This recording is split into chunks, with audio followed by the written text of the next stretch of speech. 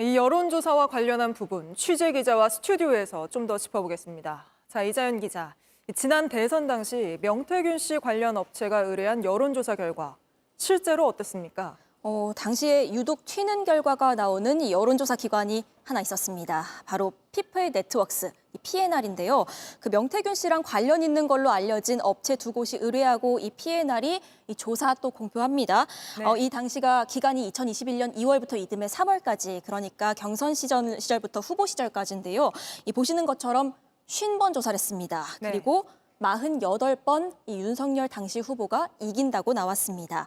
그 기간이 말씀드린 대로 21년 2월부터 이듬해 3월까지인데요. 같은 기간 한국갤럽의 조사 결과도 보겠습니다. 25번 조사했습니다. 네. 그런데 15번이 이재명 당시 후보가 이긴다고 나왔습니다. 그 당시로 좀 돌아가 보겠습니다.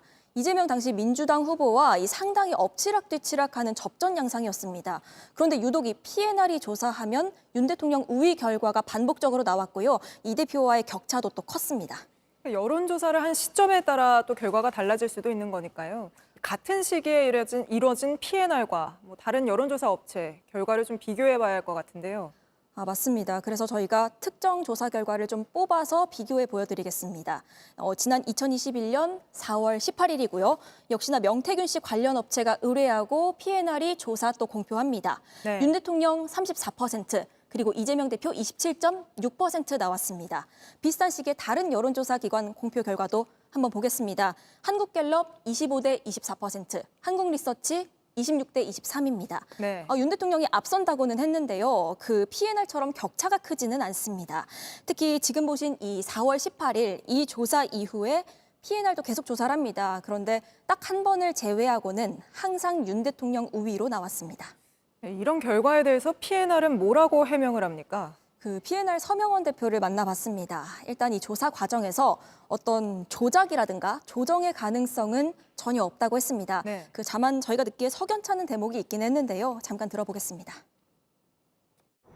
그런데 질문을 정확히 기억은 안 나지만 이런 식으로 해달라고 그러는데 저는 그거 못해요. 이렇게 하신 경우가 꽤 있었을 거예요.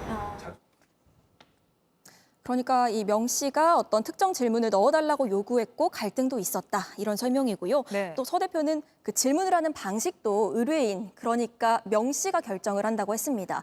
그런 영향인지 이 PNR 조사에는 좀 특이한 점도 있었습니다.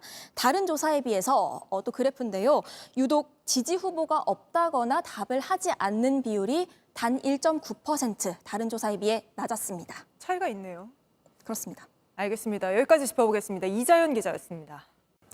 JTBC 뉴스를 시청해 주셔서 고맙습니다. 저희는 저녁 6시 50분 뉴스룸에서 뵙겠습니다.